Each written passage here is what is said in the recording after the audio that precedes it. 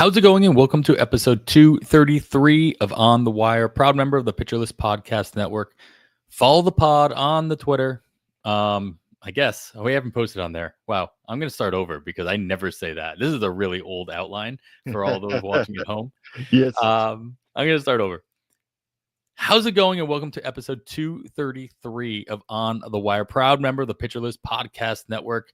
I am Adam Howe, joined as always by Kevin Hasting, and we have a pretty good show. We did this show last year around this same time, just a good way of us to kind of recap some things that stood out for us in 2025. Hopefully we can take that into 2026 with whatever size grain of salt you want. But we're going to be looking at some 2025 surprises, statistical surprises on the positive end.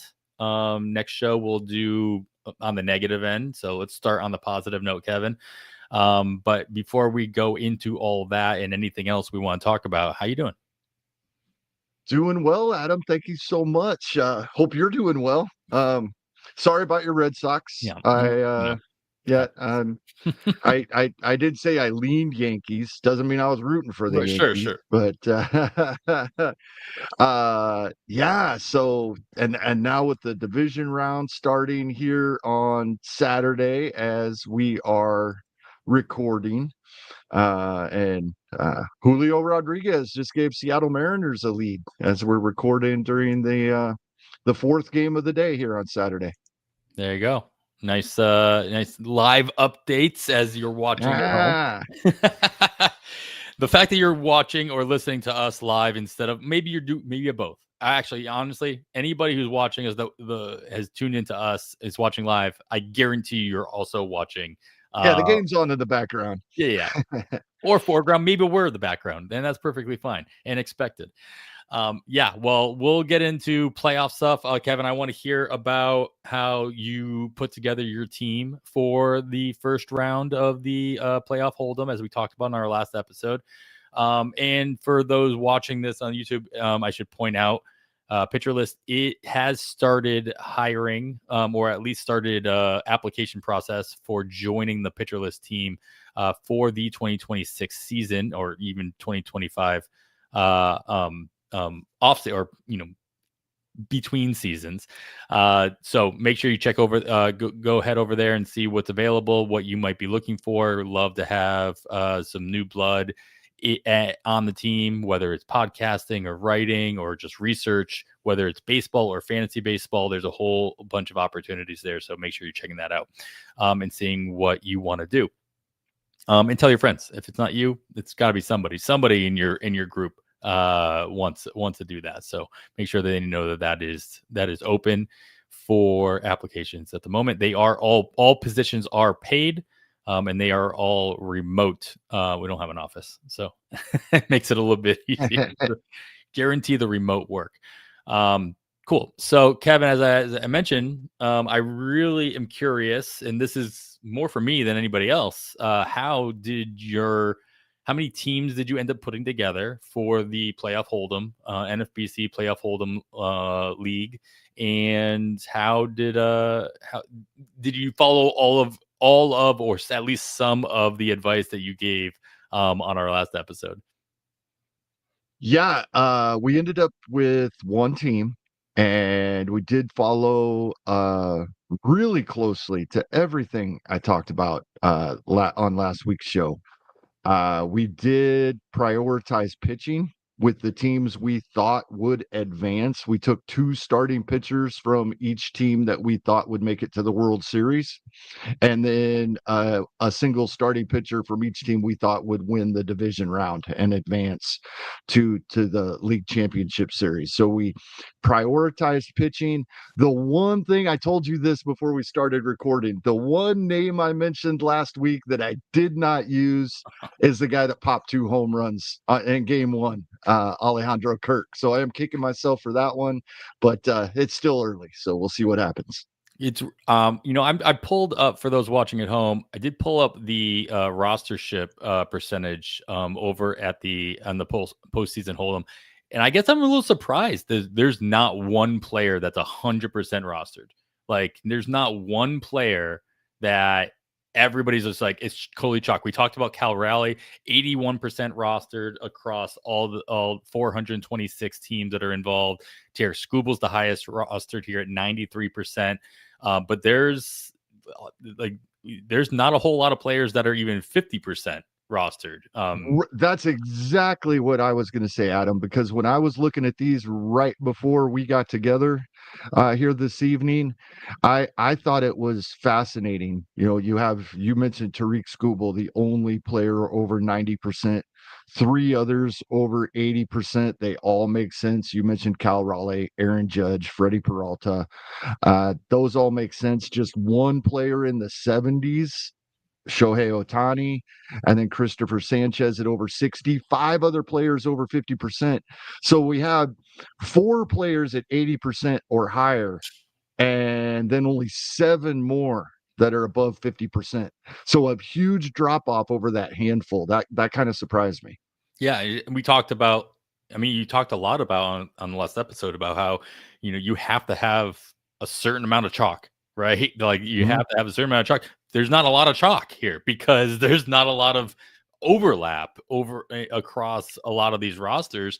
George Springer, the one you kind of brought up right before we started recording with his, 0 for 4 day, even though Toronto put up a whole bunch of runs. He was the one lone Blue Jay not to put up anything, 58% rostered. But like of these two, a good chunk of them are pitchers. More than half of those guys that are above 50% rostered are pitchers. We got 1, 2, 3, 4, 5, 6 out of the 7, 8, 9, 10, 11. Yeah, so just over 50% of them are pitchers. So I don't know what to take of that, but I do say that I wonder how much chalk will start. Does this give an advantage to those who took these more popular players early? And if they do move on, obviously that number is going to go up, right? Like if Philadelphia goes Absolutely. up, there's going to be more people that have Christopher Sanchez on their rosters in the next round. If, the Yankees move up more, Aaron Judge's will be, go from 84 to, maybe even close to 100%. Obviously that still gives an advantage to the 84% of people who have Aaron Judge for the first round, and then they get the multipliers as well. But do you see this being a little bit more, even like spread out, and maybe this was the year that you could take more chances? Maybe. I tend to believe that usually there's a few more players that were more heavily rostered. Yes. But I don't have those numbers to verify that. But it seems to me that in the past that would have been the case. And one thing that I always try to remind myself, yes, if a player is completely just goes off in the World Series and you don't have the maximum multiplier, that can really hurt you. But at the same time, just because you don't have a player in the first round that does advance, you can add him the next round. Sure. Other players are going to get more points from you, but you can minimize that damage is what I'm getting at. Fair enough. Interesting how this works, how the math works out here is that because of how many teams are involved, you can still have one roster, but it rounds down to 0%. Yeah. 1 out of 426. We ended up with 427 teams. 7, yes, excuse me. All right. Well, that'll be fun we'll be tracking this throughout throughout the playoffs, every episode, checking in, Kevin, seeing how that's going on. I would love to see kind of the choices you make after the first round as well, and kind of seeing where that takes us. But what we're going to talk about, the main crux of what we're going to talk about today, is a lot of the players that kind of stood out in every category, right? We're like, this is how we do all of our in-season episodes. So we're going to keep the kind of similar format. We're going to go category by category: power, speed, opportunity, volume, ratios, and saves. Throw a wild card in there as well, which I'm just realizing I did not put a name on there. So I'm going to have to flip through my Rolodex of names here and figure out who, but I got a whole episode until I had to figure that out. And kind of the names that that ended up sticking out, both in a positive manner. Guys that helped us on our maybe they helped us on one or two of our teams. We didn't really expect that. Maybe we drafted them really low, and they hit the nail on the head of what we were expecting. Maybe we had FAAB them early in the season, and maybe they just overperformed based on their projections, and hopefully we were able to take advantage of them at least on one or two of our teams. So Kevin, with that in mind, it's like I don't have the outline from last year, so I forgot a lot of the players we talked about. But like, do you have an overarching like thought on why some of these names that we have on our list kind of stood out? I definitely have like a general thought here, but I'm curious to see if you kind of saw anything that kind of connected all of these names together. Yeah, you know what? You go first, Adam, because I know what you're alluding to for your general thought, and I agree with it. And then let's expand on it a little bit because I agree with exactly what you're going to say. Yeah, I mean, I don't think I'm not reinventing the wheel here, but ultimately, most of the things most of these categories that we're going to go talk about are volume based, and the guys that stood out, a lot of the names that we're putting on here, I actually tried actively to not do this, To and I filter it think out, right? for my Exactly. power, definitely for my power. Actually, no, my power and my speed were definitely. I tried to leaving it out to guys that actually hit their projected playing time, right? And they still overperformed. And so projecting playing time is the most difficult aspect of every projection. And whether or not they're banking in expected injuries or not, as you mentioned, they're not usually. It's like we're gonna have to hope that they're going to be perfectly healthy, even if they've never been healthy in their entire careers. And we'll get to one of those names on here as well.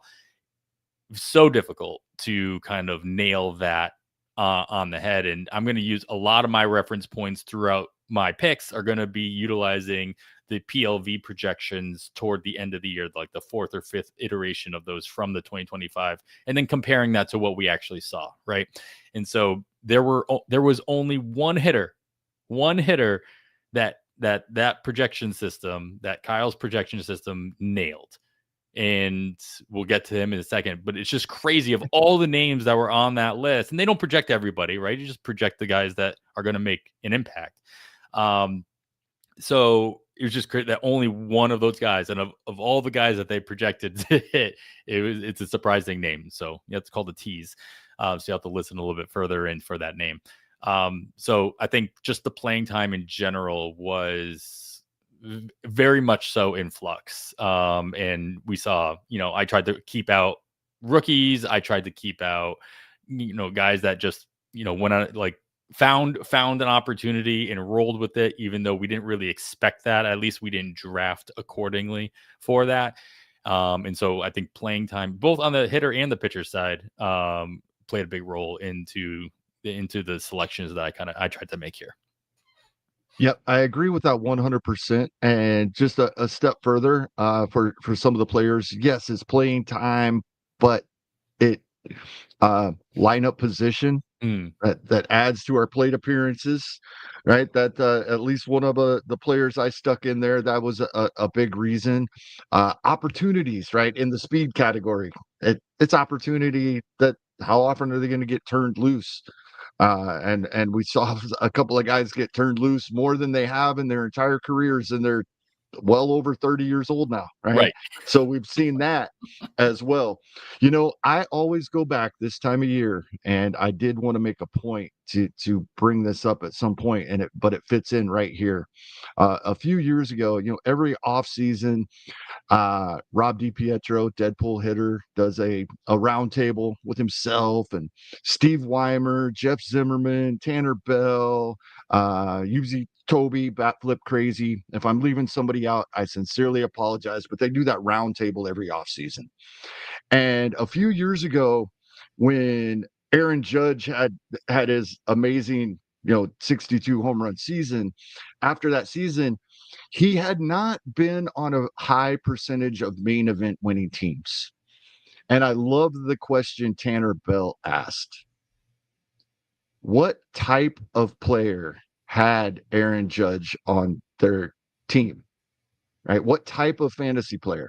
Who were the players that did draft Aaron Judge? Because he was a first round draft pick, late first round that year. Mm-hmm. But he was not on a large percentage of winning teams. Usually a guy having that kind of season at going towards the end of the first round, right? We saw that last year with the pairing of the Otani and Jose Ramirez teams. I don't know if you remember that from last season. Uh, that was a possibility to get at the 1-2 turn for 2024 season. And the players that did were sit and sweet, right? And so Judge was in a place in a draft that really makes that possible, but he wasn't on a large percentage of winning teams. So when we're looking at these, I'm looking for players that, yeah, they were a surprise, but what can I take from this for next season? That's what I'm looking at when I'm looking at these. Like, and it may not have anything to do with that specific player, but Mm-hmm. what type of player? And then Right. like Tanner brought up, what type of fantasy player is going to draft these guys? So I'm kind of looking at it from that angle as well. Yeah, I mean, as it goes into that, as you say all the time, you have to know what kind of player you are and how much you want to manage your team, how much risk you Yeah. want to absorb, how much risk you're willing to manage throughout the course of the season. And then if it's minimal, then you have you have a lot less darts to throw throughout. You're going to be less likely to be that fantasy player that actually drafts the Aaron Judge in that scenario or what have you. So. All right, well, let's get into it then. We've got, like I said, we're going to go category by category, handful of players in the power, speed, opportunity. Then we'll hit the pitching categories as well. But before we do that, we are going to take a quick break. All right, we're back. You're still listening to On the Wire into the off season here, which is amazing. Not skipping a beat here, Kevin, going right into, again, this is a recap, not a recap, but it's looking back at 2025 in preparation for 2026, not just kind of sitting here being like, oh, what happened, but more like, hey, what happened? So as you just mentioned, so that we can take it into next year's drafts, whether they're starting today or 3 or 4 months from now. So let's get into the power category here. We'll start with our hitters like we tend to do. Guys that stood out to us in the home run and RBI categories. Could be either one, could be both. And I mean, I will throw out, like I said, all right, so I did most of, if not all of my names are all based on either guys, definitely guys that, well, not definitely, because I didn't have a couple of these guys, but most of these guys I had on at least one team. And more than likely I had them on, well, both of these guys in my power category I had on my home team, the one I actually, took home a medal for. And they actually made a difference for me. So first one I'll start off with here is Taylor Ward. And Taylor Ward, not a huge, I don't think this comes as a big surprise to anybody. I think a lot of people were, really looking at Taylor Ward as somebody who they expected to continue what we saw him do in 2024.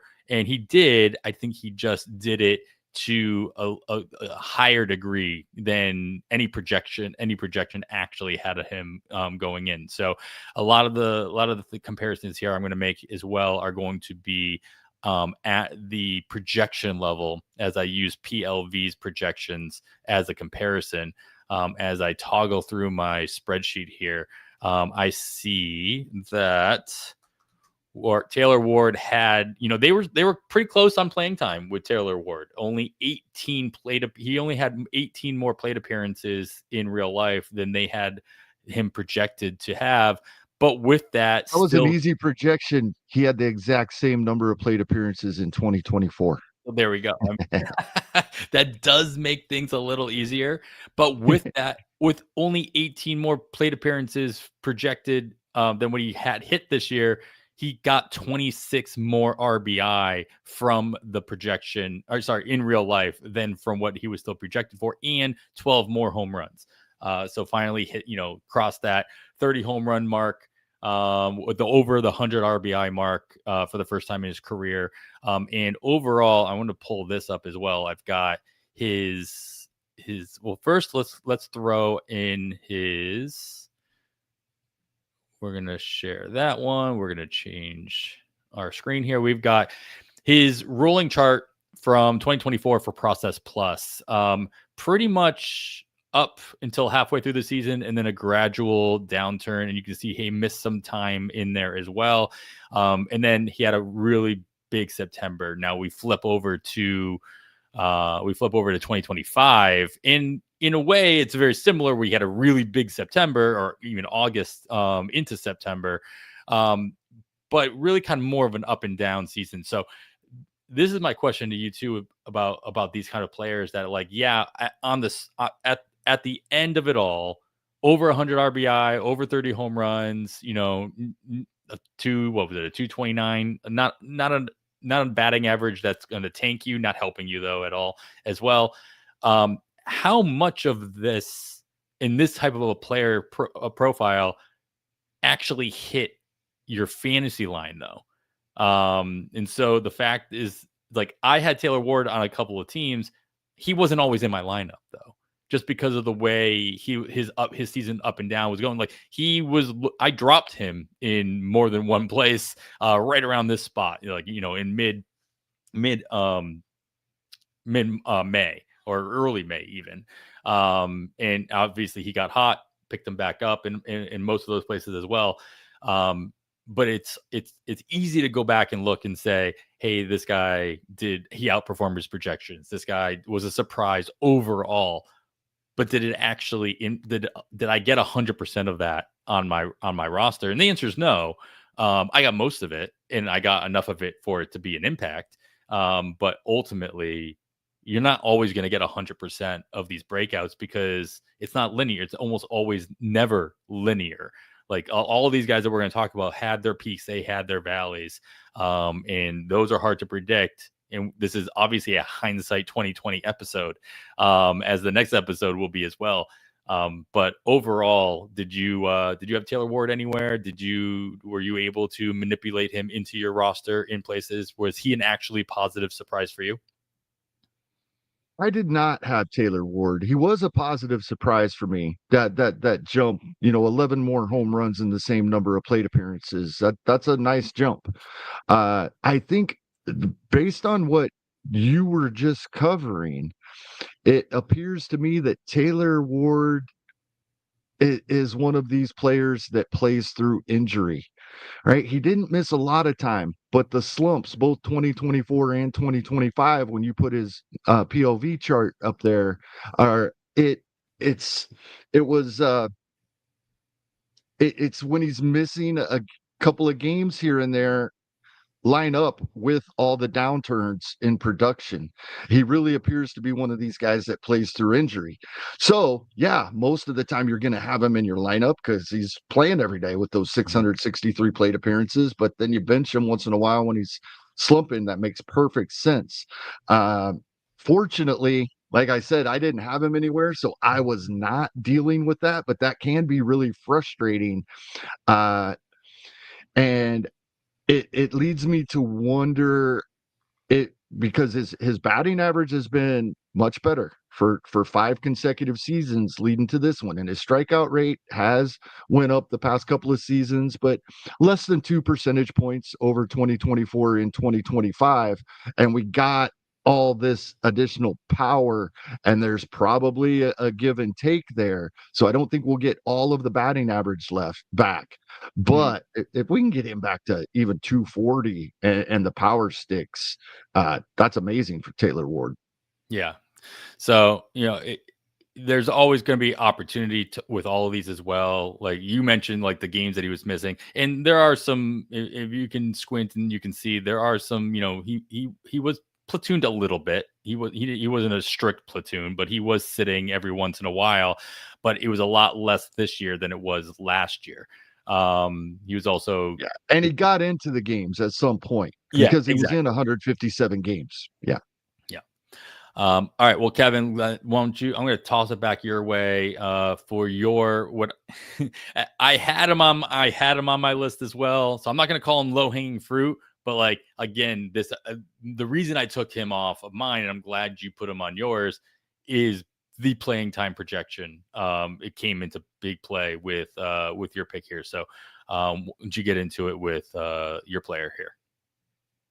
Yeah, Trent Grisham.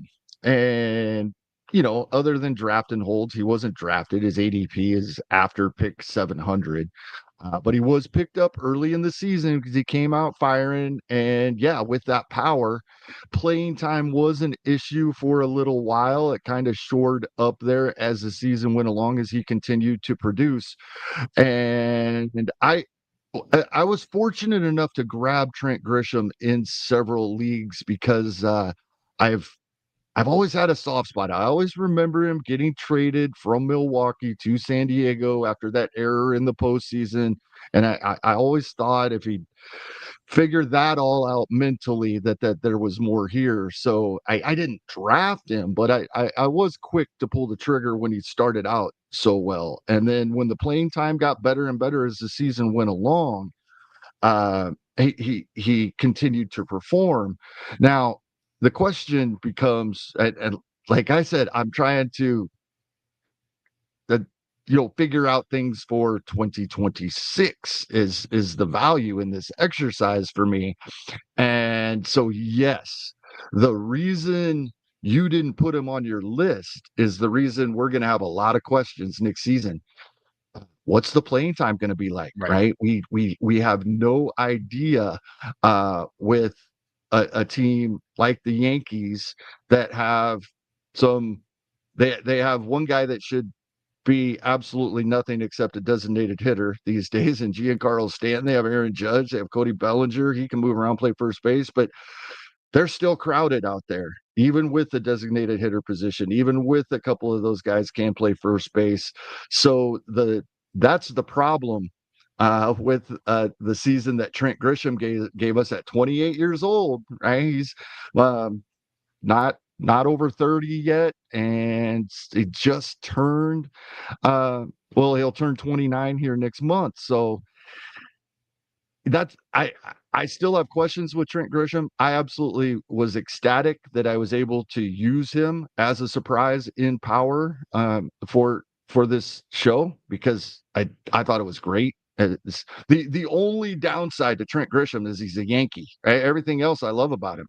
So it was great to see, but I do have concerns still going into next season when we're trying to determine playing time. The whole reason you didn't put him on this list. Right, right. So yeah, we'll see where he's at and what he ends up playing, Oh, regardless thank of you, Uncle Ted. I yeah, did not look. He is a free agent, Trent Grisham. yeah. So we'll see. I mean, he could get a qualifying offer. Yep. I doubt that'll happen. But especially with all the reasons you mentioned, they're crowded in that Yankees outfield, and they're always going to want to tie up their money in a way that's going to hopefully for them make them the best that they possibly can be. And I think the results of the playoffs will always dictate what the Yankees end up doing in the offseason as well. Like the worse they do, the more they'll decide they need to spend, Yep. in what direction they take that in. So the other name that I'll kind of throw out here too, I don't expect much out of him next year. But I was happy to see what we got out of him this year. And that was Yandy Diaz down in Tampa Bay. Pretty much either leading off or, in the top two positions in that lineup pretty much all season. Really stood out. And as I try to find, I have way too many tabs open right now. We had Yandy Diaz with 26, again, pretty good within 26 plate appearances projected.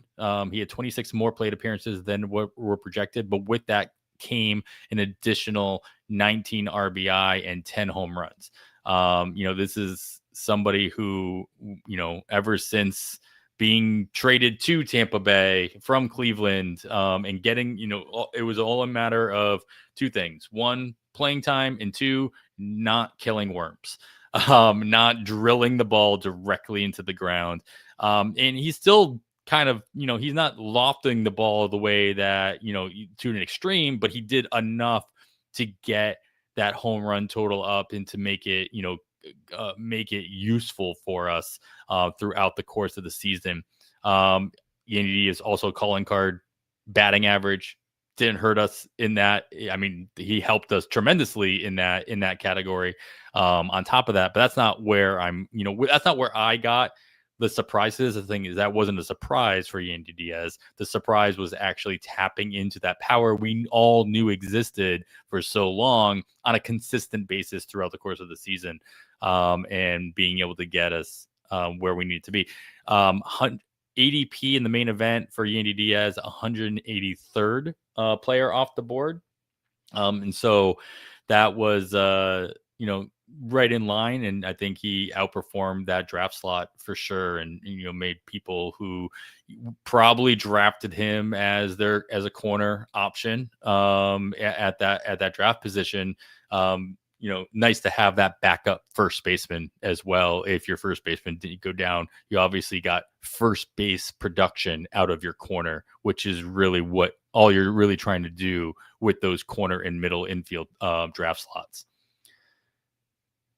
I love that pick. I was looking at it and looking at the player rater auction dollars earned in 2025 by first baseman. And, I think us and many others were right on this. And when we started talking about waiting on first base, fascinating to me. Yandy Diaz is the 9th first baseman in the player rater, and with a couple of exceptions, one that we're about to talk about here in a little bit. But with a couple of exceptions, we've kind of lamented in recent seasons, first base isn't what it used to be. We used to be able to get these guys decent batting average, 30 home runs, 100 RBIs, no stolen bases, but we could first base, we could just plug almost anybody in, and that's what we're shooting for. And we got that this year. Yandy Diaz, you give away a handful of home runs to get a 300 batting average, right? Right below him, 10th in the player rater. Vinny Pasquantino, 32 home runs, 113 RBI. Here's the thing. He's the 10th first baseman. That's top 40 overall hitter. Right. So waiting on first base worked out wonderfully. And it wasn't just us. A lot of people were talking about that last draft season. I think that is absolutely still the case. And you can go down a handful more spots down to Ben Rice, obviously qualified. He's going to be in our lineups at catcher. So I'll go one above him, Tyler Soderstrom. 25 home runs, 93 RBI, 276 average. Right. We'll take that. And he was a top 50 overall hitter, 13th first baseman, right? So the first basemen are there waiting for us later in the draft, just like we thought they would be. Other guys that honorable mentions, if you will, that were even more low hanging fruit. I mean, you can't not mention Cal Raleigh as a nice surprise. Yes, we all know he was a power hitter, power catcher, but nobody expected him to do what he did this year on such a consistent basis as well. Definitely not projections, and definitely not any of us. You mentioned Trent Grisham, Junior Caminero, obviously. I tried to keep off rookies off of this as well. Eugenio Suarez projected hit a lot more home runs than projections. Even though at least PLV's projections only had him within 56 plate appearances. So close in that range as well. Spencer Torkelson, that was a big one in just the fact that, you just didn't, he wasn't even on the he wasn't even supposed to be on the opening day roster. Like, we thought Colton Keith was basically the new first baseman at one point, and lo and behold, here we go, 310 more plate appearances than was projected for him, and that thus comes 22 more home runs than were projected as well. Ben Rice, you mentioned, pretty obvious one as well. Another guy we're going to have a really hard time deciding next year are the home runs worth the batting average hit. Joe Adell, 37. That's a big number in that home run category. Yeah, 18 more than projected for Joe Adell. And whether or not, he has that same role, you got to imagine he does, but we'll see where he ends up, what decisions he ends up making to either keep and or at the expense of that batting average. Most of the other surprises all come from added playing time. Addison Barger, I almost had on here just because that was, somebody I was disappointed in myself for not having more places, just because I was so excited about him coming up at first, and then he was off my radar this year just because I wasn't sure exactly what Toronto was going to do with him. On the RBI side, just to rattle off some more names that jumped out at me, Barger was one at the top of the list with 58 more RBI than projected. If we get down to somebody that was a little closer to their projected plate appearances, Kyle Schwarber, as much of a surprise. I mean, this is first round talent that you got at that's a big 87. jump. That's a career high by a lot. Yeah. Yeah. I mean, we always say, the adage is you can't win your league in the first round, but you can lose it. But you can win your league with picks like Kyle Schwarber, where you got him ADP of 87 last year, where you're getting first round talent in the 4th, 5th, 6th rounds. Kyle Schwarber was going with that whole group of DH only players that we had a whole, I think, like episode about, or at least a big string about, where you're just like, you could go with Rooker, Ozuna, or Schwarber. And I think most of the time, most of us were taking Rooker just because he was adding to all the categories. Schwarber was a 1B, and you could have gone either way. But there are plenty of people that would have won Ozuna just because of the consistent power that you were getting as well. So, like, you felt as though you couldn't go wrong with that group, but you weren't getting more than one of them either. Well, that's not true. Didn't you grab the Rooker and somebody else in one league, didn't you? And then with the hope that Rooker would get the outfield eligibility in short order. It did not come in short order. It did come. Wait, didn't it? Yeah, it did come at some point. It did. But it Yes. was not short order. Correct. Yeah. Yeah. I had Ohtani and Rooker. That's what it was. It was Ohtani. So I was using Ohtani, and I couldn't use Ohtani as a pitcher. By the time Ohtani was pitching, Rooker had gotten his outfield eligibility. Yeah. All right. Well, let's move into the speed. Kevin, any other power surprises that you didn't throw on here that are worth kind of just throwing out there as just like a name to look at? No, most of the other names that I at least glanced at and considered. Oh, there was one other, but you mentioned most of my would have been honorable mention names. I will. The change of scenery was very nice for Michael Busch, right? And yes. The 261 average to go with those, well over 30 home runs, 90 RBI. That was really nice. Yes. Michael Busch was definitely here on my list as somebody who outperformed not only those volume stats, but just the plate appearances as well, which obviously came. Actually, no, I'm thinking of somebody completely different. He was spot on with his projections, pretty close to it. PLV projections had him at only 21 less plate appearances than he actually got. So that makes those extra 15 home runs and extra 22 RBIs that much more pertinent. And then, yes, as you mentioned, the added bump in batting average from what the projections thought he would do made a big difference as well. I'm going to let you start us off here in the speed categories, Kevin, as we hit our runs and stolen bases. Now, I'm going to preface this that usually we say this in season that these are the speed categories. So we're thinking about both. I will guarantee you that at least one of my choices, I'm only focused on one. one of those two categories. But talk to me about the one that stood out to you. Yeah, I I think most people were surprised at how much Trevor Story was running and realized that he was being very successful. As I told you before we started recording, I did not realize that Trevor Story only got caught one time in 32 appearances. The craziest thing about this to me is that's over a 50% jump to what he did 4 seasons ago. The last time he hit 20 on the nose. It's been 7 seasons ago since he even approached 30 when he had 27 stolen bases. To do this at 32 years of age and do it without getting caught Yes. is the crazy part. And that part, and being with the same team for 4 of those seasons, yes, he's been battling those injuries in the past. He hasn't even hit 400 plate appearances with the Red Sox until this season. But just the fact that they turned him loose so often and he was so successful leads me to believe that no, we're not going to project him for 30 stolen bases next year, but I'm probably going to have 20 in the back of my mind when we're preparing for the shortstop position in 2026 drafts. He won't be projected for that many.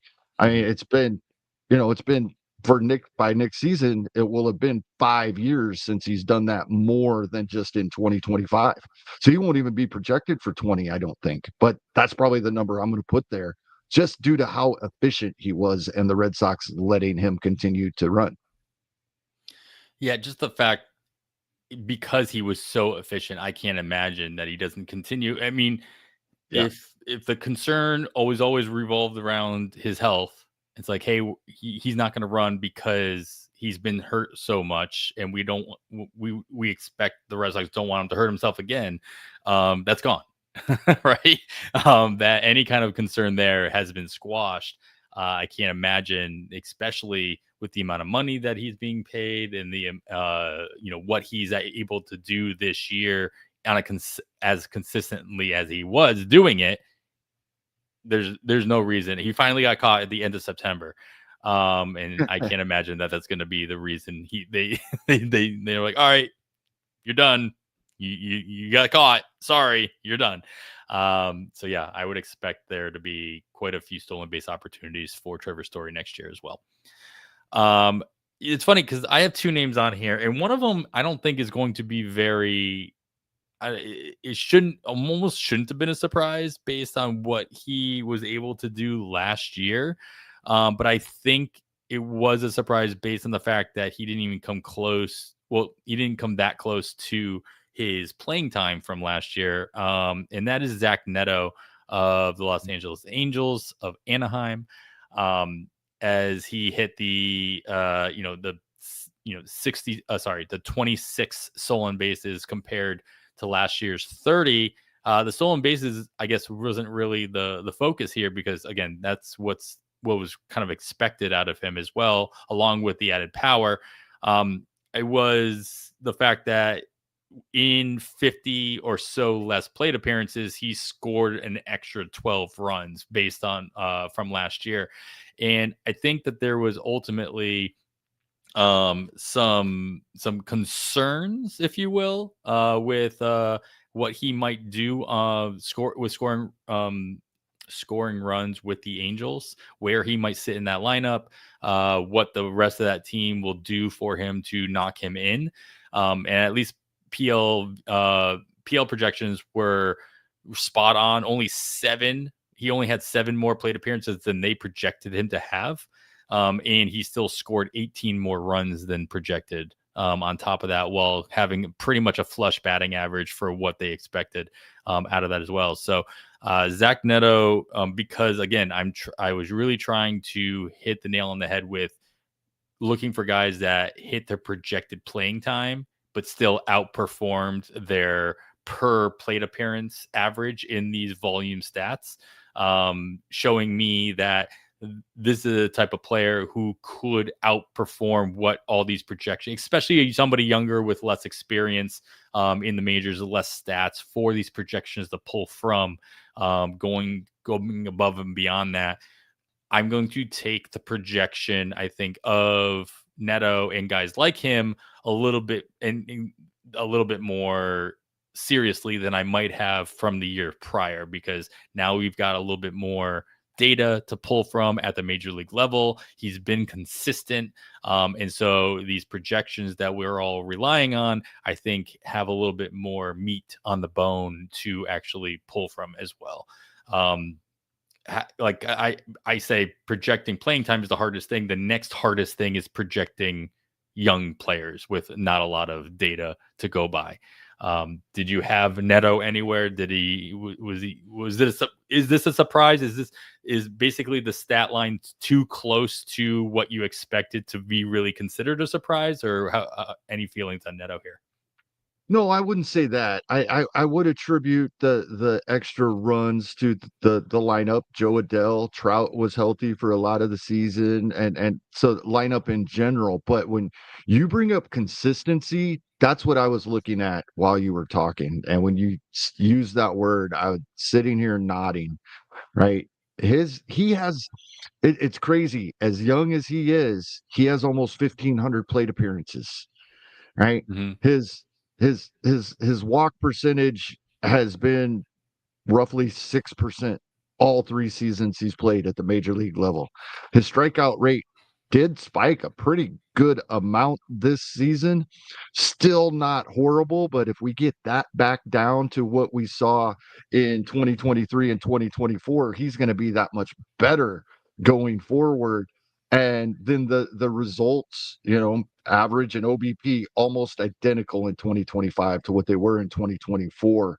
And these plate appearances, I think Zach Neto has become a player that we can, in spite of being frustrating early this season due to we were waiting on him to come back. Well, that will probably held his it did held his uh, draft, his ADP down a little bit.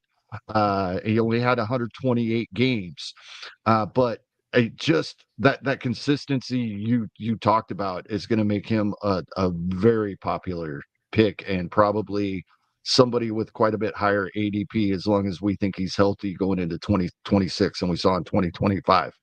It doesn't hurt that he started 110 games in the leadoff position this year. Exactly. In last year, he started 1 game in that leadoff position. And so the fact that even though he was leading off, he didn't play all season. He had some ups and downs, but he was still able to hit, that plate because of where he was in that lineup. He was able to get close to that plate appearance expectations, even though those projections were probably basing him either being a little bit further down in the lineup, if not in the bottom third of the lineup. And so I would expect him to hold on to that spot going into 2026 as well. Yeah, in 27 less games, he only had about 10 games worth of less plate appearances. Mm-hmm. Is the way I'm looking at that, due to hitting leadoff. Yeah.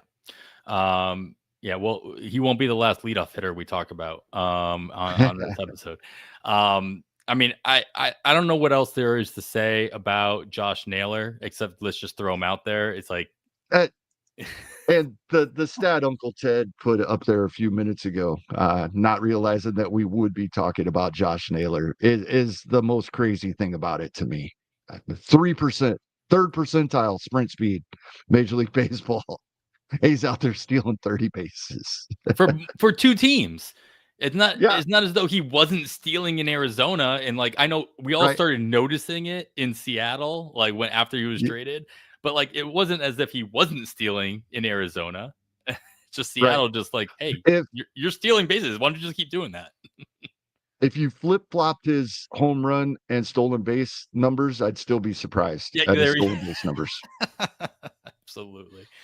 Yeah. Any other names? I put Josh Naylor here as my lane, but there's Like we've been talking about him all season, or at least the second half of the season. Any other speedsters or surprise speedsters that kind of just like popped out at you that you just didn't, spend a lot of time getting into it, but worth mentioning? Well, we can go right to the top of the player radar, and that hope for so many years that Juan Soto would actually attempt stolen bases, to have a 43-38 season. I think that's what we were talking about when we were wishing that he would make Right. more attempts, and that that's over 30 stolen bases more than he had last season, and he only had 2 more plate appearances, and he had 31 more stolen bases. Crazy. The other names that pop up in stolen bases on my list, not a surprise, Victor Scott the second, mostly based on opportunities and taking advantage of them and playing Mhm. time. But he stole more bases than 23 more bases than he was projected.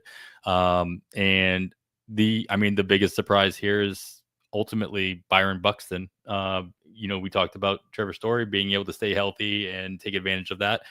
Byron Buxton across the board, obviously, hitting, above what would be projected for him based on number of plate appearances, but only 88 more plate appearances than PL had projected him for. But with that came an extra 16 stolen bases and 40 runs scored. So Byron Buxton, we'll see if he can continue that next year. And then again, Uncle Ted throwing out a shout out for him. He mentioned him earlier on in the chat, Isaac Collins. Yes. Completely based on opportunity being given to him and then running with it, right? He was not drafted in the main event from what I can, from what I was going through. So obviously anybody who was able to take advantage of that got him through FAAB, and just ran with it literally and figuratively. So puns included here. Yeah, so those are some fun names to look at. And, we always say it, stolen bases you can stream, but when somebody it's easier to stream those stolen bases earlier in the season, because as soon as you start seeing somebody kind of like get into a rhythm and you realize they're going to be more consistent, even if it is a Josh Naylor or an Isaac Collins in this case, like they're going to end up on people's teams and they're not going to end up going back into the pool most of the time. So keep an eye on those kind of flows or ebbs and flows of who's actually running because it's a good matchup and who's running because they're just good at running. Kevin, we're gonna cut this in a weird spot. Usually we cut this at the end of the categories, but we're kind of flowing through here. So I'm gonna take a little bit of a break and we'll get into the opportunity categories right after this. All right, Kevin, jump right into our opportunities here. Somebody I alluded to earlier on in the episode, the only hitter that PL projections had projected for the exact amount of playing appearances that they actually received in the 2025 season, George Springer, which was a big surprise. I think just me looking at it, and then you couldn't guess earlier when I was quizzing you on it. Not only could I not guess, I told you it's the one. I said Yeah. it's not George Springer. Yeah. That was my answer. Of all the players you had listed, I said not that one, but Yeah. Of it's course. that one. Yeah. But because he was able to, like your comment though was, we're not baking, most of the projections are not baking in expected injuries. And he didn't Right. really get, I mean, he was on the IL. I think it might have just been the concussion IL if I'm remembering correctly. So it wasn't even the full, 10 or 15 days. But same amount of plate appearances. With that came not only added RBI, added home runs, added runs, even a couple more stolen bases than were expected.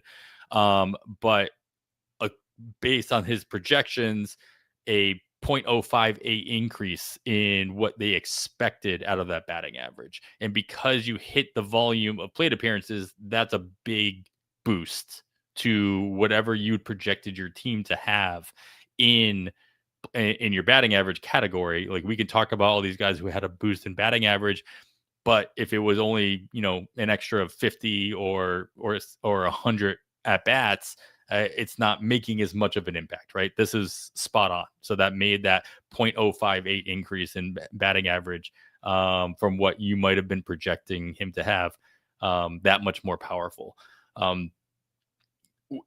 Can we what can we kind of take out of this? Like, is this a fluke? Is, like, in the fact that George Springer was able to stay healthy and able to come back from what most of us kind of saw as a continuous trend downward, over the last 2 seasons prior, and continue in, like, what do we get out of this as far as going into 2026? Um, I think, and because of the way projections typically work, he will get a boost. I think we have to boost it, the projections here, and they will once again naturally, due to the results. But I think we need to believe them, I guess, is my point. Because his max EV was back up. His barrel percentage got back to what we hadn't seen. I mean, higher than, but his previous high was in 2021, Mm-hmm. and he exceeded that. His hard hit rate up highest of his career. So I think we do have to believe a lot of this. Like, this was the best George Springer we've ever seen in many ways, at this age. But there's skills that we look at when we're trying to determine if things are real or not. So, in spite of the fact that he's going to be 36 years old next season, Mm-hmm. I think we have to believe that he is going to maintain some of this, not nearly all of it, of course. I'll be curious to see how much of the gains projections give him. Yeah, I mean, I think it's ultimately up to them, and we won't know until some of these projections start coming out, and we should start seeing Right. them toward the end of the month, going Right. into November. So we won't have to wait too long. Basically, once the playoffs are over, we'll start seeing them come out without fail. Um, so yeah, how it's like I said, you can't. It's hard to predict batting average. Sorry, but plate appearances or volume or playing time, and then injury, and then how do you bake in just age? Age to We talk about age to level with prospects, but age to production as your body starts to break down. And I'm saying this for 36-year-olds, that's ridiculous, but I mean, it's just George Springer's been playing his whole life. Like, it's just Right. going to happen. I think, and people are gonna be listening to this episode and be screaming about the 340 BABIP. Yes, we cannot expect him to have a 340 BABIP again next season, but Mm, it's not something he's never done before. And his career BABIP is much higher than the 245 we saw in 2024. So even if that BABIP comes down quite a bit, but stays at his career number or higher, which he had not been at since 2019. He had not been at his career BABIP, and he's been pulling that career number down since 2019 a lot. If we can even get him to what his career numbers would have been up through 2019, 305, 310 BABIP, if he even maintains that, he's going to maintain a lot of this production. hmm. I'm going to jump into my next guy here only because he kind of fits into that same mold where somehow he hit very close to the projected plate appearances, but made a big difference in your batting average, especially at the position that you had him in, and that's Shea Langoliers. I'm going to throw up his 2024 process chart, plus chart, rolling chart. And as you can see, it's all completely, if anybody's watching, you can see this, but I'll just verbalize it obviously for those listening. It's completely powered by power. Everything that makes it, every time that white line goes above the 100 mark, which is that average mark, it's because of the power. The contact, his decision making, this is from 2024, not playing a Mhm. role here. All right. So of course the projections are going to have that into consideration as they project him for a much lower batting average than he ended up giving you this year. So that's what makes him a pleasant surprise for this year. And really, I mean, he hit the plate appearances based somewhat based on the fact that he missed a bunch of time in the middle of the season, right? But also just because he was a lot more consistent at the plate throughout the season that you could feel comfortable keeping him in. And at the catcher position, you're not typically rotating that out, especially in a two catcher league, right? And unless you're hurt for a long period of time, which he did miss some time in the middle of the season, so he would have been out of your lineup for a bit. But he was doing so well in the first half of the season that I don't think he was dropped in a bunch of places and then having to put him back in. That you probably got like close to 100% of his production in your lineup throughout the course of the season as well. But he made a lot of changes that brought his contact up. His decision making got better as the season progressed as well. So this brought him in. And if I can get this other tab pulled up fast enough, Shea with a 0.04 increase in batting average from what was projected for him at that catcher position. We talk about how the catcher position doesn't hurt your batting average as much because there are typically less plate appearances, unless you're getting those two guys that you talked about that you always tried to get in your drafts that are going to get you 550 plate appearances or more because that's like an added player. Shea Langeliers he did the opposite though. He was able to help you, and he outperformed all of his other expected projected volume categories as well, if not by a whole lot, but enough. With 12 more runs than that was projected, 9 more RBI, actually no, 9 more home runs, 6 more RBI.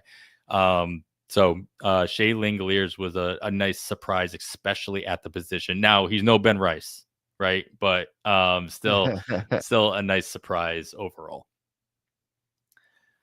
All right, you got one more. You have at least one name on here though that was a surprise in the opportunity, and another name that I wanted to put on here, but I kept them off just due to plate appearances. Talk to me about your choice in the opportunity here. Well, so for me, opportunity, that's exactly why I did put him on here. Right. Because it was the opportunity. It was those plate appearances. And it's due to because he led off for much of the season and then was amazing. And that's Geraldo Perdomo out in Arizona. Fantastic season. But I don't know that a lot of people, unless he was on your fantasy team, Mm-hmm. I don't know if people realize just how good Perdomo was, as in the 12th overall hitter in Roto Fantasy for the season at an ADP plus 400, but 720 plate appearances. That's exactly why I put him in here. And then if you're going to give me a 290 batting average, a 2020 season, and almost 100 each of RBI and runs scored, 2 runs short, but did have 100 RBI. That is absolutely phenomenal at shortstop for Geraldo Perdomo on the season. Those 720 plate appearances. Yep, I understand how you were selecting your players for these categories, but this is the one category. That's why I selected him. Yeah, it was the category. It's in the name, right? I mean, so I definitely don't fault you for picking him. And I just want to check what his actual ADP here is. ADP was 442. He was only drafted in 16 out of 57 main event drafts. During that part of the season, all these drafts happen So obviously in the barely a end of third. March. And Not so even a third, actually. crazy that he can make that much of an impact off of the wire. Like we should maybe even do a whole episode like who made the most impact off the wire. Perdomo's going to be at the top, or if not, at the top, within the top 5 of impactful free agent guys that you would have had on your team the entire season, from the time that you actually grabbed him and put him on your rosters. Yeah, Yeah, I didn't realize he wasn't on any of my teams. So yeah, I'm in that boat that you suggested that like if he wasn't on your team, you probably didn't realize how good he was doing until he was doing it against you. Right. All right. Well, let's get into some surprise pitchers as well. As we move into our volume category, we'll continue with volume here, and we'll get into ratios in just a bit. Wins and strikeouts. Um, Man, I'm gonna let you go second only because I like yours better. So I'll get mine out of the way here. Well, mine are boring. My guys are boring. I tried. There were some. Max Fried jumped out at me. He was somebody that popped up in the wins category. But you kind of almost, even though he wasn't projected, at least by PL projections, to get as many wins as he did, you still kind of expected it because he was on the Yankees. Carlos Rodon was another one. Again, Yankees. Garrett Crochet was another one.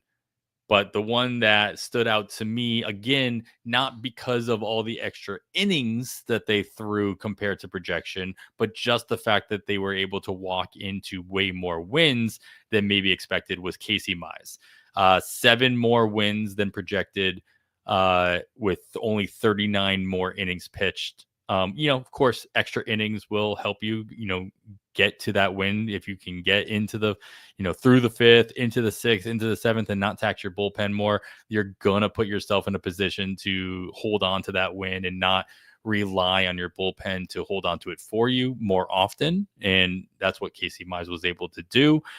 With that came, more strikeouts than were projected, not and not at the expense of his ratios either. So at least compared to projections, 276 main event ADP, with those 7 more wins than maybe you had projected for. If and most of the projections are pretty, they're going to be off here or there and wins, but there's only so many wins that you can be off by. And it's also going to be based on, because they're all using the same team context, the same offensive context. It's just a matter of whether or not you think he's going to go, that pitcher is going to be able to go deep enough into games consistently to qualify for the win, in conjunction with, the offense being good enough to put them in a position to win as well. So Casey Mize was one that stood out to me, again, based on the innings pitched. And then the other one that I did lean toward the starting pitching, but somebody that's popping out right now as I'm just kind of glancing through here is Edwin Uceta. With he hit my requirement for innings pitched being in line with only 12. He only pitched 12 more innings than was projected, and obviously qualified for 7 more wins than would be projected. This is a situation where you just don't know, right? It's like you don't know you can't predict wins in a reliever. We talk about this every year. It's like, if you find that guy who's being put into a position to be the first man up out of the bullpen as a follower, or as just like coming into the 4th inning, because there's a lot of guys in that rotation that can't go through into the 5th inning, then sure, let's take advantage of that. But you couldn't necessarily predict that somebody like Edwin Uceta was going to get all of these wins, no matter how good he is as a reliever.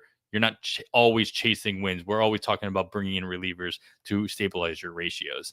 Logan Webb was the actual name, though, that I had on my list, as somebody who ended up with more strikeouts. And this was less for the wins category than it was for the strikeouts, because he pretty much was right in line with what you projected him to get for wins. But getting an added, that's the wrong Webb. That's Jacob Webb. There we go. Logan Webb, 49 more strikeouts than was projected, because, I mean, Logan Webb, as good as anybody thinks he is, you didn't always necessarily draft Logan Webb for the strikeouts. So to get the extra 50 or so strikeouts than what a projection system might have had him in line for, it didn't necessarily come at the expense of his ratios either. Did underperform his ERA slightly at a 0.19 lowering of that projection, but ultimately still somebody that you didn't really hurt you in those categories, while adding in maybe more strikeouts than you had projected your team to have after draft day was over. And obviously he was drafted everywhere. He was a top 100 player in the main event. So at least when you are able to get at least what you project out of your pitcher, especially when you're drafting somebody within the top 100, and then get a little bit more than that, then that's a pleasant surprise in my book. 100%. So I already alluded to it. I said it outright. I didn't even allude. Your picks are way cooler than mine, or way more fun to talk about than mine. So just dive right in, Kevin. Well, I don't know about that, but it's only a little surprising. I don't think anybody is surprised that Brian Wu had a great season, but how great it was surprising, because in the NFBC main event, he was the 5th Seattle Mariner pitcher drafted, and he was the 4th overall pitcher in fantasy baseball on the season.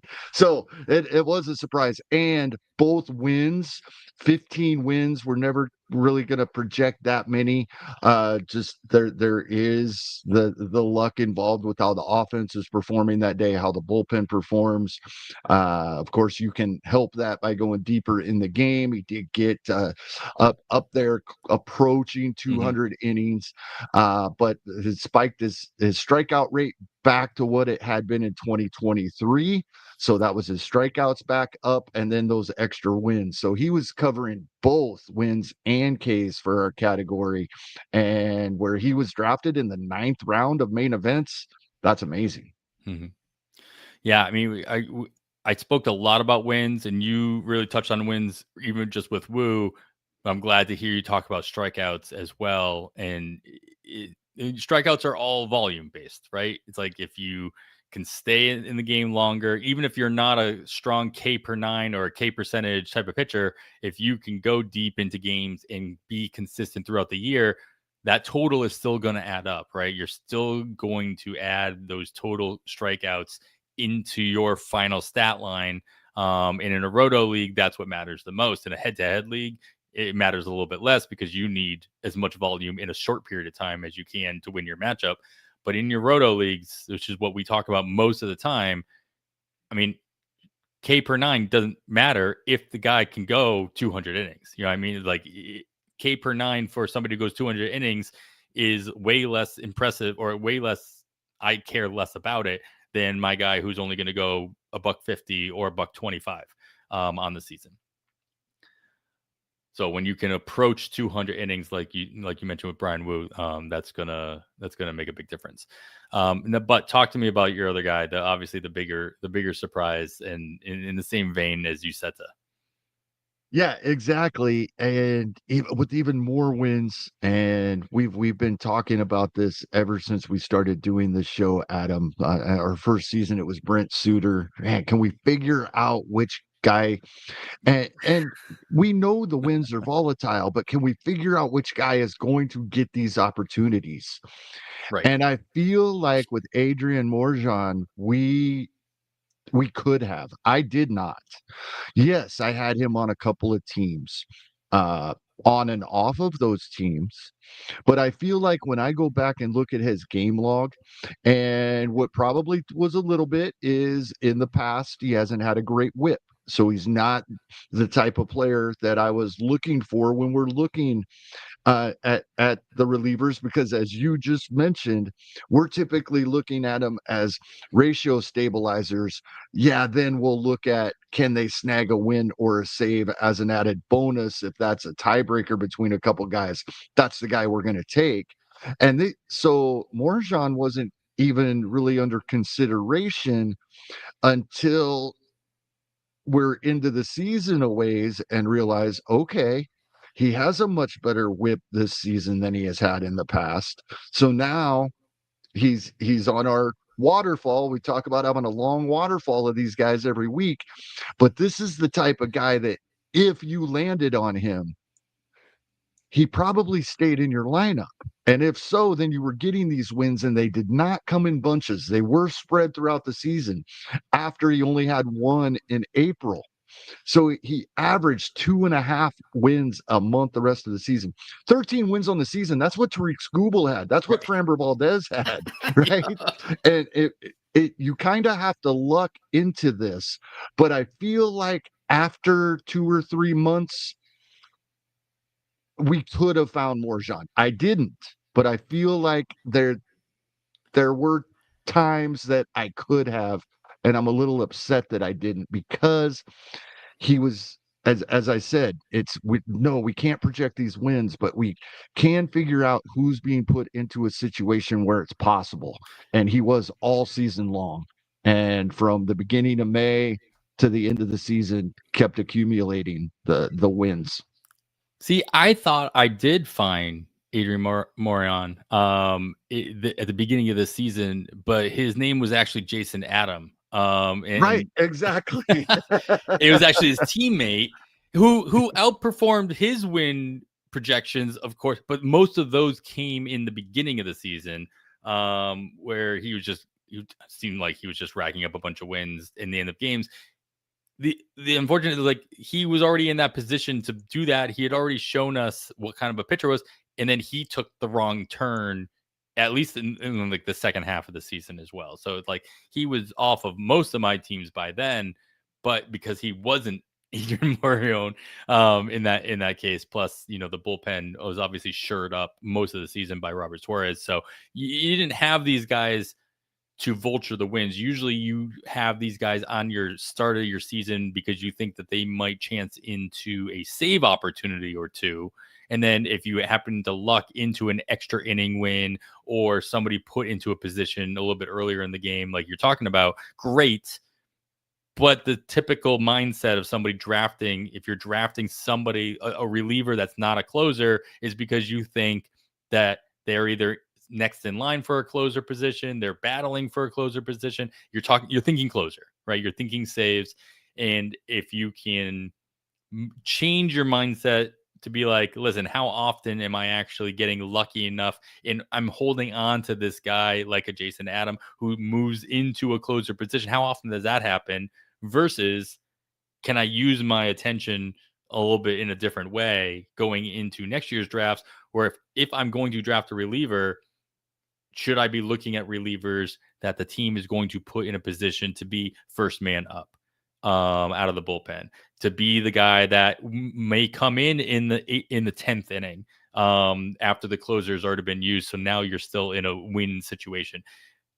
Can you do a better job of vulturing these wins from the jump rather than and you do it? I mean, if you pick the right guy, that the wins are a bonus, right? Because as you mentioned, like, we're talking about these guys as ratio stabilizers most of the season anyway, so they're helping you already, right? At least in theory. I mean, if they stop helping you, drop them. It's not a big, no science there.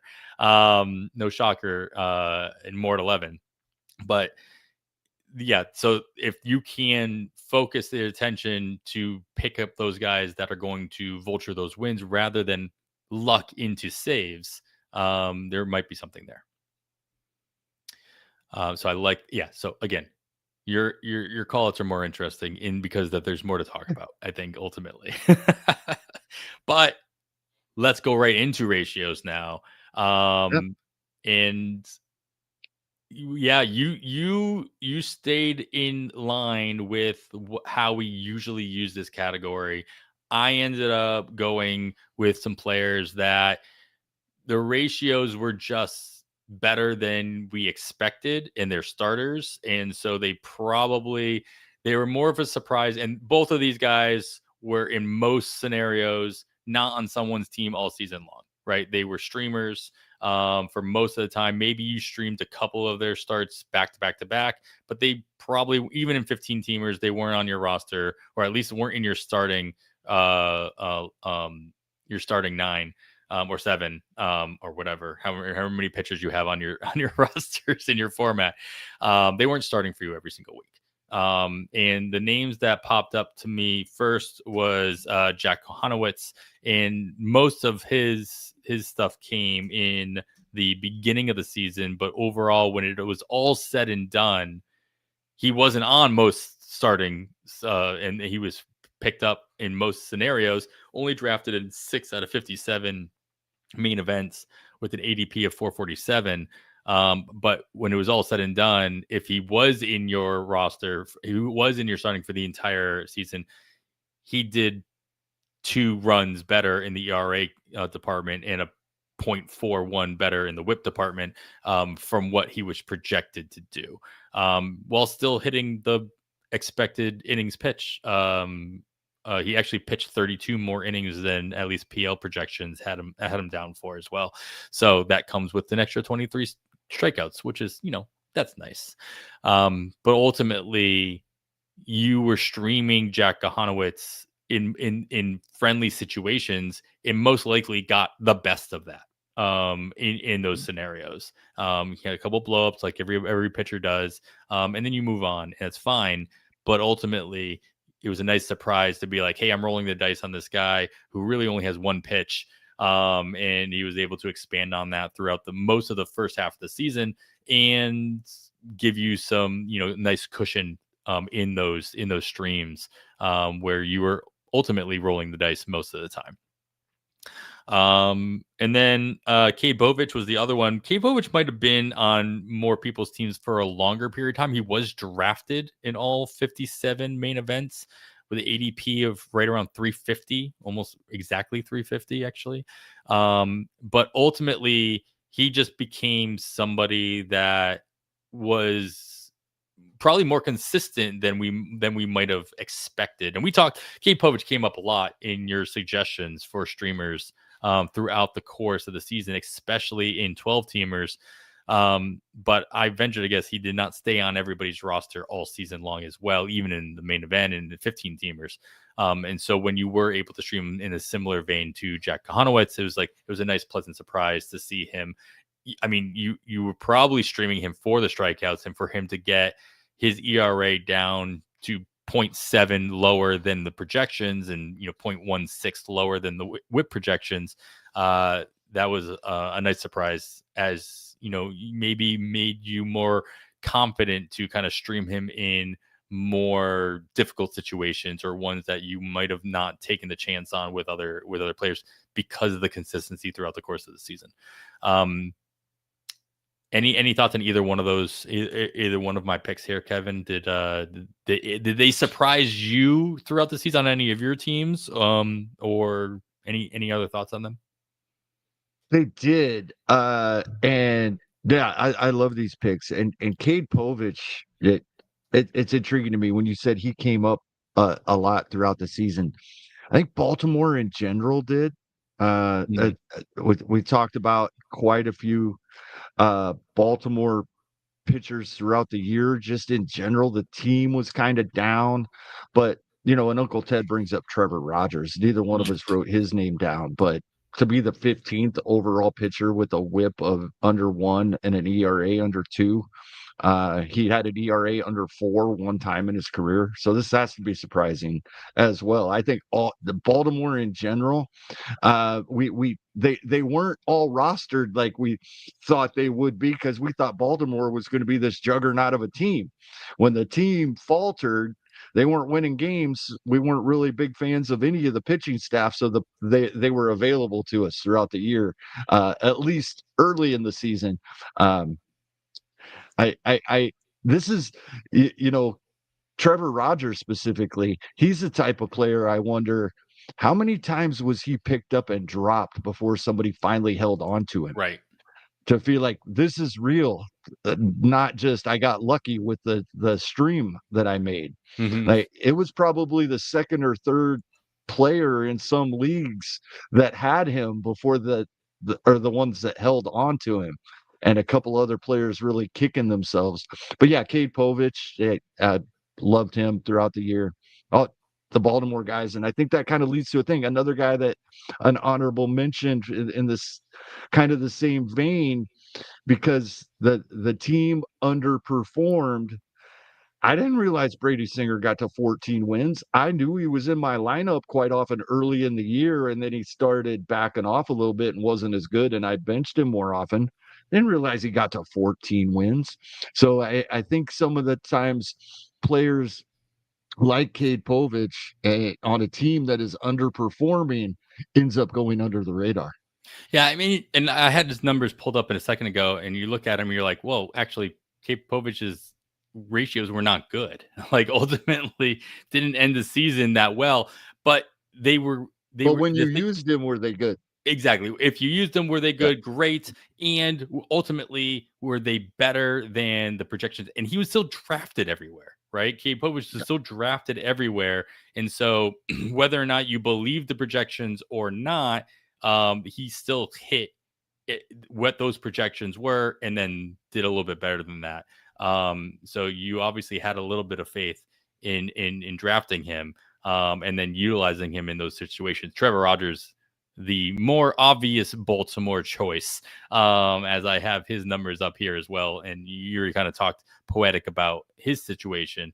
But yeah, I agree with you 100%. How many? I mean, I know I picked him up once and then dropped him, and then did not. I was not the lucky one to hold on to him in those situations. I am certain there are leagues that I picked him up more than once and Sure. did not hold on to him.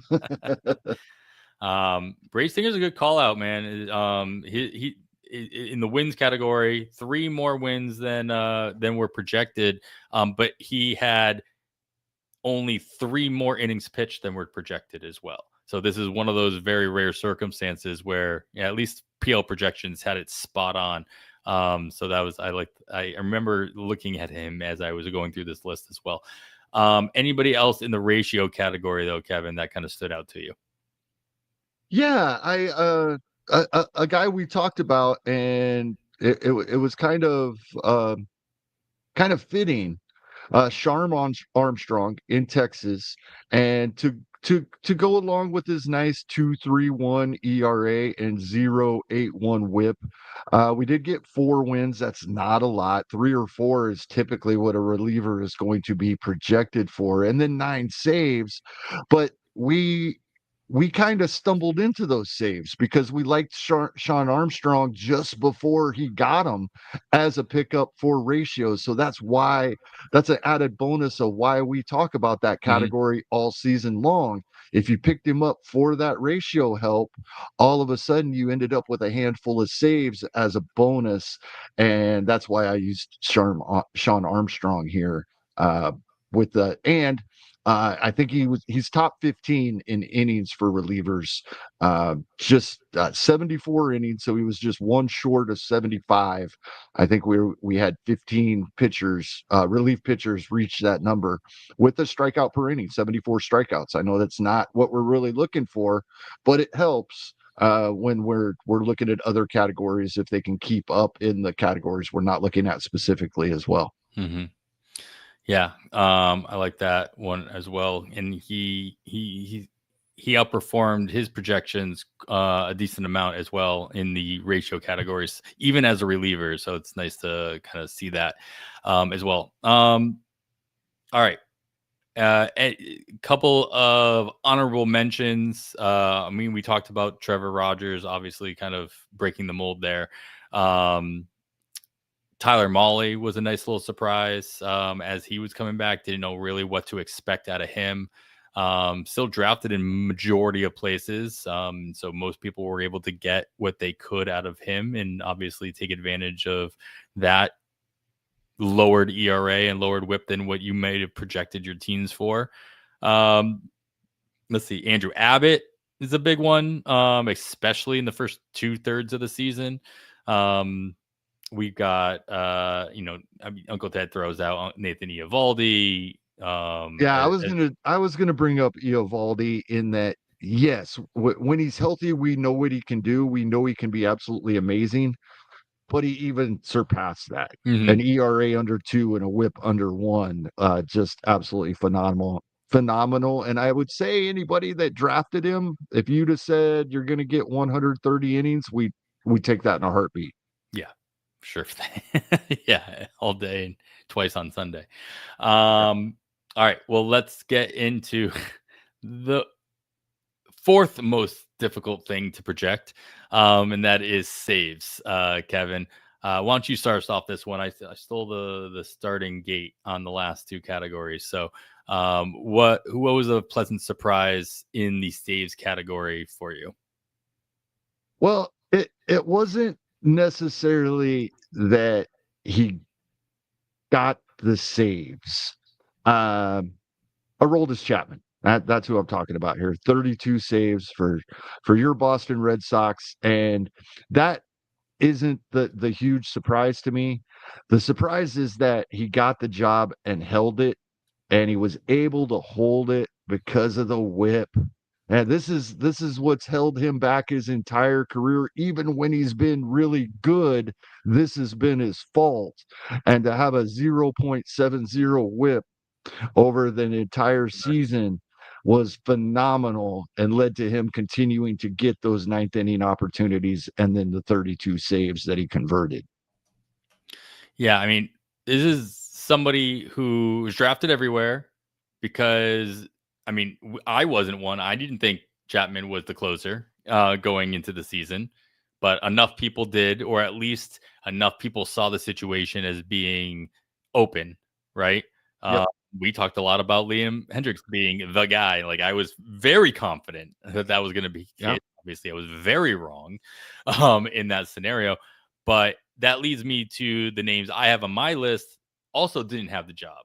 And that's what that Right. made that obviously these were my names are a little bit lower hanging fruit because nobody was drafting them because you never expected them to find their way into the position.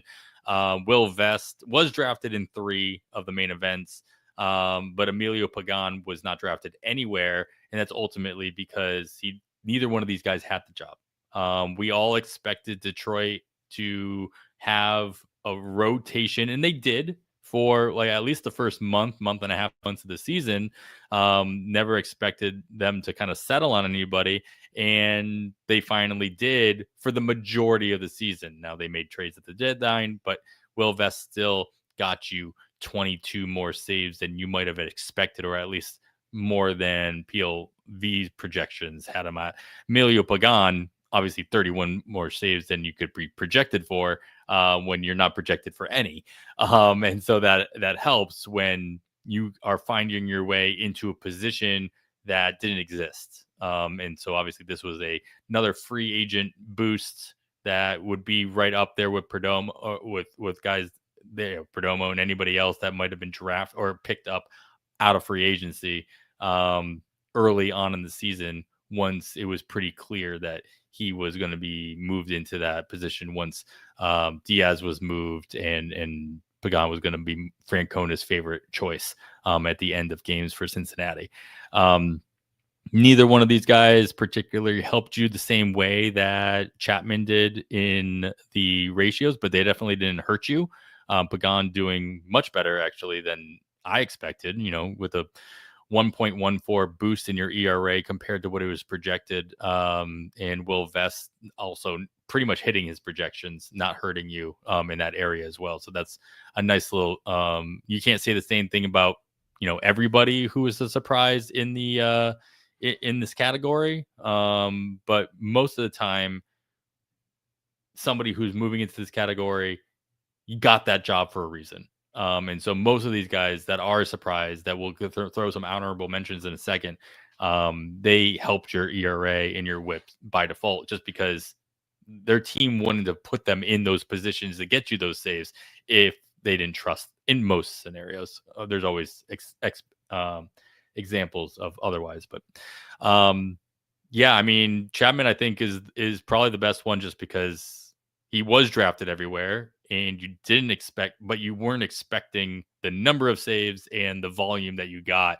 out of him, especially in the ratio category, and then impacting your ratios that much more than you were as well. So, I mean, what do you take from that going into 2026, Kevin? Like when you're looking at this saves category, um, like, I mean, there's a lot of surprises, and like I'll just go down on like besides the guys that we all got off free agency, Guys right on. at the top are surprises, right? In the number, Mhm. right? Carlos Estevez, right? I don't think anybody would have expected any Kansas City Royals reliever to get 42 saves, but after a couple of games early in the season, when he didn't go back to back, and then with a couple of injuries in the bullpen, all of a sudden Estevez was the only ninth inning guy Kansas City used. Right. A similar reason, third most saves in the league, Andres Munoz. We've seen in the past him get used more in other high leverage situations earlier in the game, right? Andres Munoz for several seasons now has been a guy that we thought could do this, but we had to accept the fact that he wasn't always saved for the ninth inning. So, two of the top three guys in total number of saves in baseball, it's surprising to me that they got those opportunities. Mm-hmm. Yeah, I mean, we had a lot of guys that were able to get picked up at some point during the season. You mentioned, Estevez was drafted everywhere, but between Pagan, Vest, and Palencia in Chicago, there were guys that got you not only double digit saves, but 20, 30 saves that you got off the wire. It's just Dennis a matter of, Santana early in the year. yeah, and toward and the end.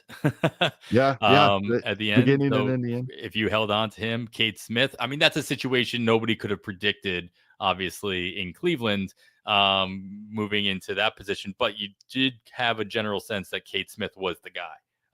And so Right. does this put And he was fairly highly rostered by then because of his ratios, and he was actually getting a lot of strikeouts for a reliever as well. So that was Sure. cool. I mean, he was drafted in 53 out of the 57 main events. So, Right. like, I don't know that he was held on all of those teams all season, but he was definitely picked up if anyone was listening to it, like ratio or like thinking about their ratios to your point as well. Mhm. Um, so yeah, always interesting to kind of I literally just did a whole spiel about, hey, we think about relievers because they can move into a closer position, but how often does that actually happen?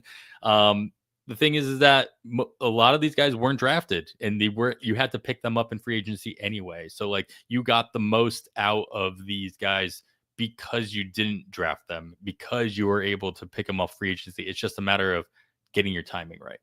And sometimes, obviously, that's the most difficult part when you're looking at four other holes you need to fill.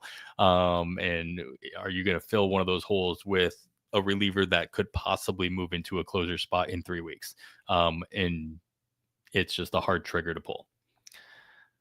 All right, Kevin, close me out here with wild card options. And if I see anybody that pops up on my list as well, I'll throw them out there. But who do you have? I didn't even look if you wrote anybody I on this section. So I didn't write it down, but this was easy for me. In only two main event leagues was Nick Kurtz drafted. mhm. Um, and he was the 29th overall hitter for the entire season, even though we had to wait for him for a little while, and in 489 plate appearances. So, uh, 230, 240 less plate appearances than some guys at the top of the player rater. He finished 29th in the league. That is absolutely amazing.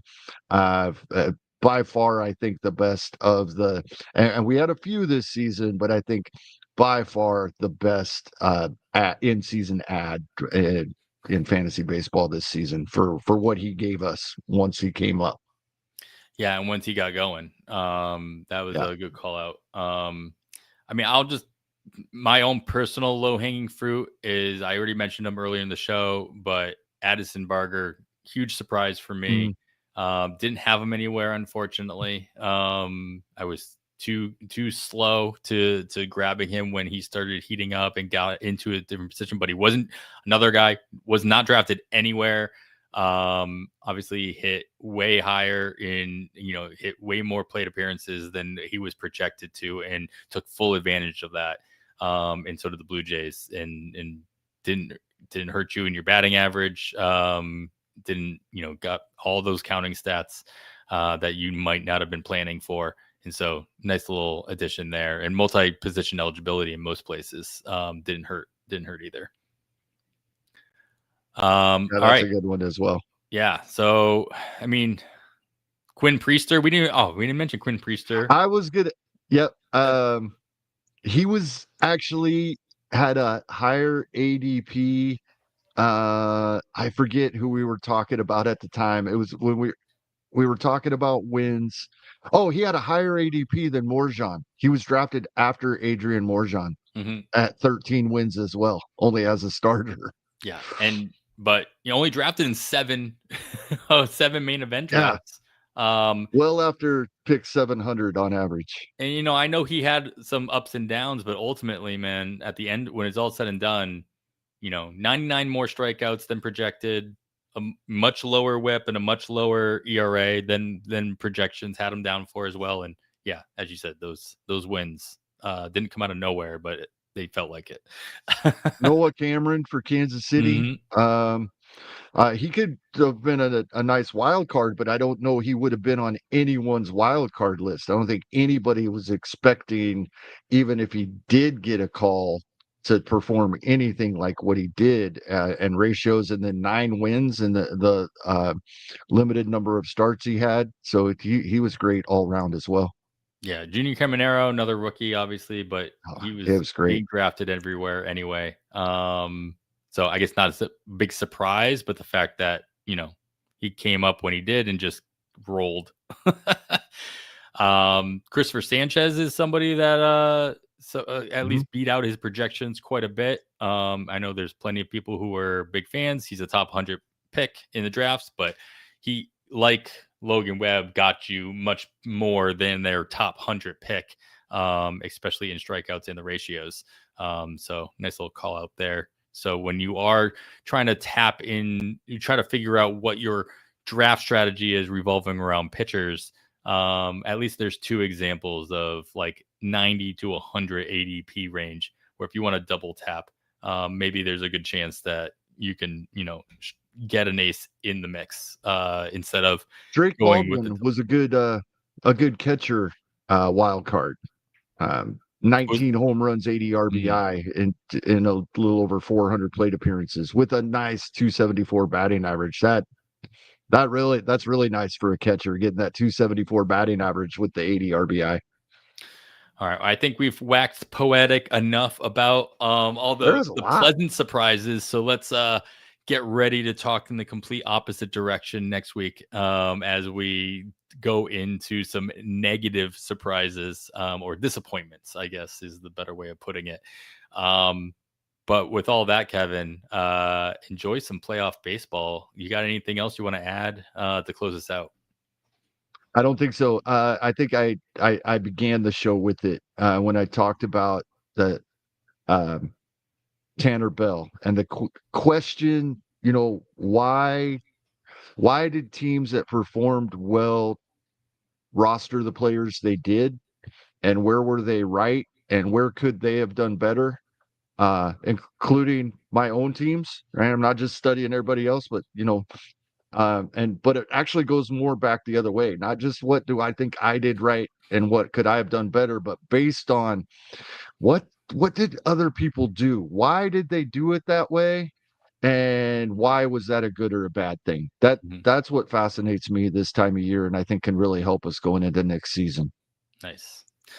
All right, guys. Well, we have a long way to go until this next season starts. So let's just sit back and relax and enjoy what we have in front of us. And that is going to be some amazing playoff baseball. We've got and possibly extra innings. I was going to say we have almost all of our game ones in the books by the time we're done recording this. But man, always good to have the games all kind of spread out throughout the course of the day.